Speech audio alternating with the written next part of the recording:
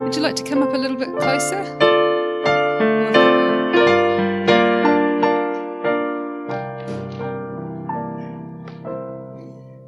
Who likes fruit? What's your favourite fruit?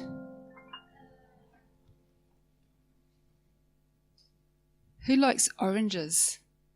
Apples? Feijoas? What about grapes? Who likes grapes? Well, today's story is about a little girl called Vira, and she loved grapes. Well, one day, Vira had been a little bit more lively than usual, and the time came for her to go to bed, and no one was more happy than her mother, who was very tired. "At last," sighed Mother, as she went downstairs after tucking Vira into bed and kissing her good night. "Now perhaps I can have a little peace." So Mother went into the dining room, now quiet and still. Feeling very tired, she decided to lie on the sofa for a little while. Feeling very tired, her eyes started falling closed. She was starting to fall asleep, wasn't she? Then, before her eyes were quite closed, something began to happen. Very slowly, very softly, the dining room door began to open. Who do you think it was? It was Vira. She tiptoed over to the table where the bowl of fruit was. And what do you think she did? Can you see what she's doing? She's grabbing the bunch of grapes, isn't she? Right. So she tiptoed across, grabbed the bunch of grapes, softly closed the door behind her, and went up the stairs. And Mother thought, oh dear, she was so sad to think that Vira would wait while she wasn't waiting to steal the grapes.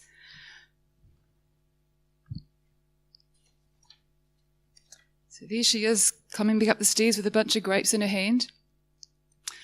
Then she thought to herself, well, what am I going to say to Vira? What shall I do? Oh dear, what shall I say?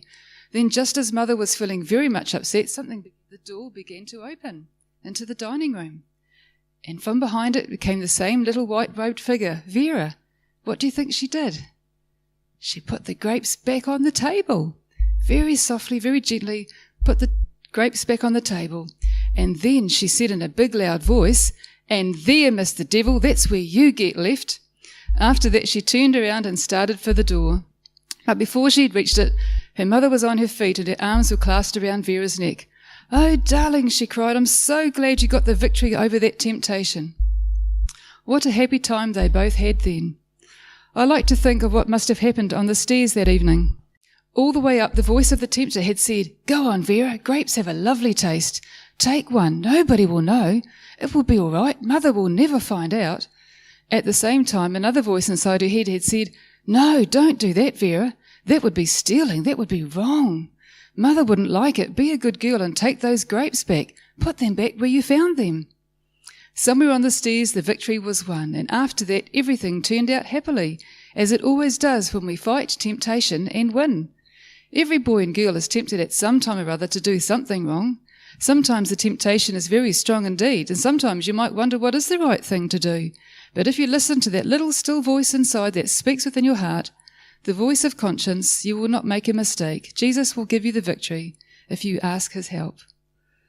All right, that's the end of the story. Thank you for listening. You can go back to your chairs now.